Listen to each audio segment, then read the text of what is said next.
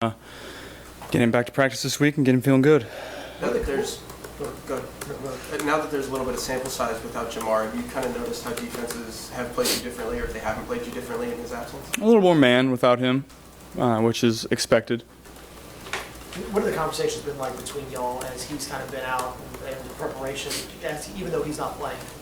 Yeah, he's been in some of the meetings. He obviously has a lot of rehab to do, but he's stayed engaged. Been exactly the kind of teammate you would expect. What do you make of that receiving room as a whole? It seems like there's a really good vibe in there. How long has that kind of been that case for you? How long have you seen that? It's been that way since I've been here. They have got really good people in that room that work hard, matters to them. They're gonna, maybe they don't do everything perfect every single time, but they're gonna play really hard. They're gonna block their asses off for the run game. Just matters a lot to them, and they're fun guys to be around. How often, and obviously Jamar's one of your good friends, how often have you talked to him about the injury or the fact that you knew he was kind of shut down for 4 weeks? Did you just talk about other stuff? Yeah, we didn't talk about the injury too much. I asked him every now and then, but I know as soon as he's ready to go, he'll be back ready to play and keep making plays. Is there anything that you learned about yourself as a quarterback while he was out? I mean, is there something that was revelatory at all? I mean, was there anything that was unexpected while he was away that you kind of picked up on? No, not particularly. I am who I thought I was. Now that other guys have expanded roles as such a little bit and stepped up and made plays, did it kind of give you a confirmation of what you expected out of those guys, and now you know what you can't expect when they're out there playing? Yeah, I knew, a guy like Trent Irwin, I knew exactly what I was going to get when he gets on the field. In practice, he does exactly what he's supposed to do, runs the route exactly the way you expected. He's going to be right where he's supposed to be at the time he's supposed to be there. And that's what you need out of a guy like that. He's going to play hard, and he's going to catch balls when his opportunity comes. How much will you monitor Jamar this week, asking how he's doing, all of the is that something you do or have to do? Yeah, we'll see. We'll see. We'll see how he's feeling. We expect him to play. I know he ran yesterday and he felt good, so we'll see how it goes the rest of the week. You're playing a team like the Titans, kind of similar to Atlanta in terms of like time of possession and what they want to do with Derrick Henry. Given how you guys seem as an offense to really play a lot better when you get out with a win, is that an extra emphasis this week, getting out with the lead? Yeah, whenever you play a team like this that likes to run the ball, your possessions might be limited throughout the game, so you got to make the most out of them. And obviously jumping out to an early lead will put these guys in a position that maybe they're not used to, or maybe they don't want to be. So that's our plan. But the game goes as the game goes, and whatever's the game requires is what we'll do. If we have to come back from a deficit, that's what we'll have to do. But that's obviously not ideal.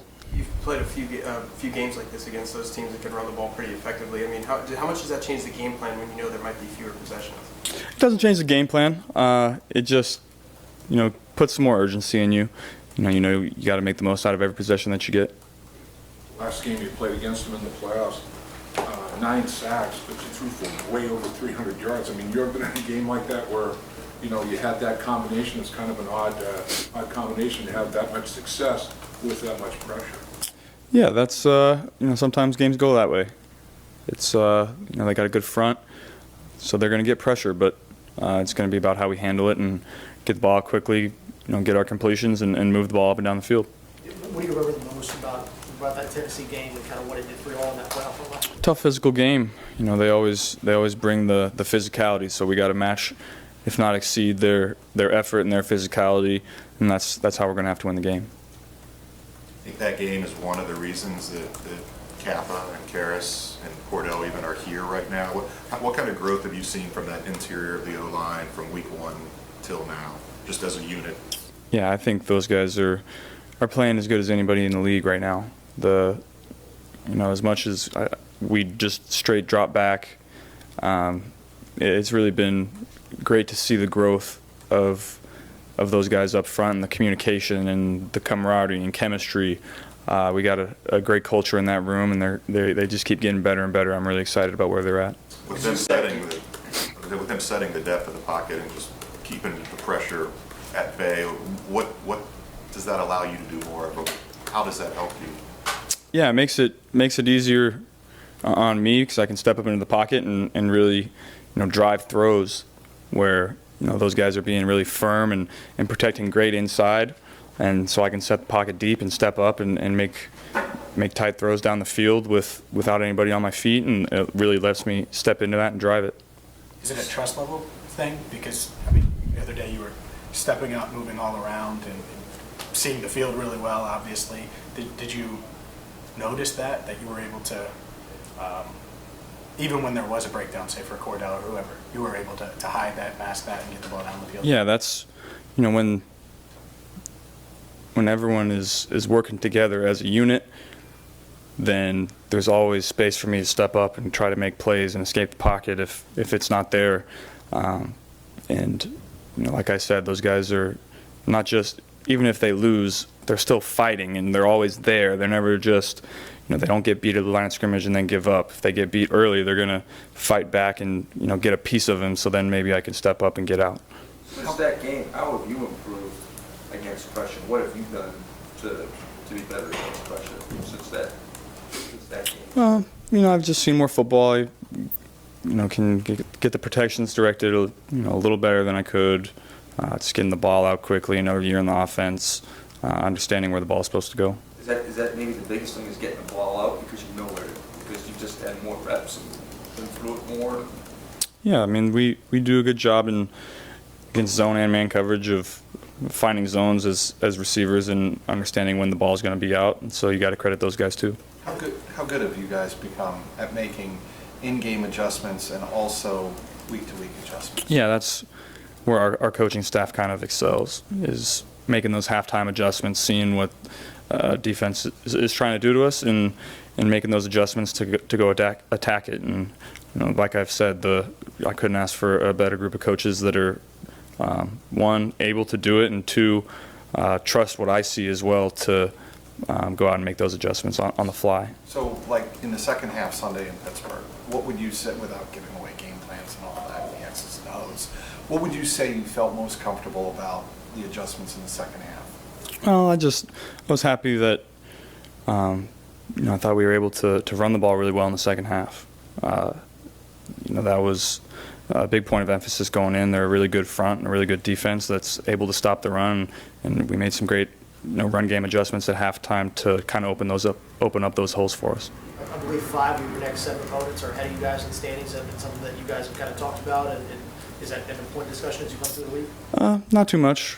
We're going to take it a week at a time. We know we're capable of playing and beating anybody, so we just got to go out and execute the way we are and have been. I think it's the first of 3 games we faced the division champs from last year. I mean, what is that like when you have those caliber opponents on the back half of the schedule? You got ready for playoffs? Playoff football. All these games matter. They're going to matter in the standings down the road, and so we got to go out and play our best ball at the right time. This Titans defense giving up 18.5 points a game. Sometimes the scheme makes the players better. Sometimes the players make the scheme better. Yeah. Is Tennessee kind of, they got a little bit of it all? Yeah, they're one of those teams that has both. They have really smart players that have been in this scheme, in this defense for a while, and they know how to play it and how to disguise it. And then they have really good players that can make plays on the ball and get pressure up front, and so they make it really hard on you. I asked Brian about this last week, and I know you've always been really confident in what T. Higgins can do, but with the last games that he's had without Jamar Chase, kind of talking about how he's able to play as the #1 wide receiver. From a quarterback's perspective, I asked Brian if is it a go ball type receiver like T, is he able to be a #1 wide receiver in the NFL compared to the guys like Jamar, Cooper Kupps, that they move all around the field? Why is having a player like T and his skill set important to have in your offense as a #1 receiver? He's a really smart guy that not just understands what we're trying to do in the pass game, in the run game as well, and he's not scared to go in and block a safety when we need him to. So he really understands what we're trying to do. He's the kind of guy that, if you tell him one thing one time, he's going to go out and do it. You don't have to tell him multiple times about certain things, and so he's everything you could ask for. Do you think you guys have a mature team? Yeah, very mature. You know, a lot of our, key players are young guys, but we've played a lot of football. We have the right veteran guys mixed in throughout the roster that have been around the league. You know, guys like Michael Thomas on special teams, great locker room guy. Some of these guys that, Kevin Hubers of the world that have been around here a long time, that have seen a lot of things and kind of help us, guide us through that. But, we've been through a long playoff stretch now, and we know what it's going to take down the stretch to get to where we want to get to. So we have the experience to go and do it. We just got to execute. I guess the reason I ask that is because you see changes all over the NFL. Quarterbacks get changed, different wide receivers, whatever, changes get made. And it seems like this team, there's like a calmness about it. Even when you guys lose a couple of games, there's no panic.